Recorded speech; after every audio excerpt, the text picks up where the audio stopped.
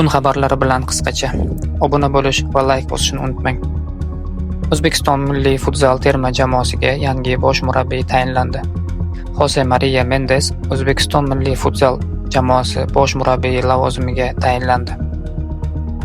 Qo'shtepada fermer soxta yer sotishda ushlandi.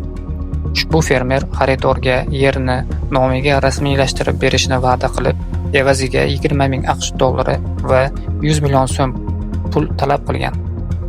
Tezkor tadbirda u kelishilgan pul mablag'ining 15 ming AQSh dollarini 3-shaxs orqali olgan vaqtida ushlangan. Xonanda Munisa Rizayeva ajrashgan qizlarga murojaat qilib, ularga ajrashmaslikni tavsiya qildi. Saida Mirziyoyeva AQSh elchisi bilan uchrashdi. O'zbekiston milliy terma jamoasi hujumchisi Eldor Shomurodov O'zbekiston, Portugaliya va Kolumbiyaga qarshi o'yinlarga tayyor deya fikr bildirdi. Maxachqal'ada kuchli yomg'irlardan so'ng turar joy binosi qulab tushdi. Jizzaxda yuz bergan avariya 5 insonning umriga zomin bo'ldi. Afg'onistondagi suv toshqinlarida 99 kishi halok bo'ldi.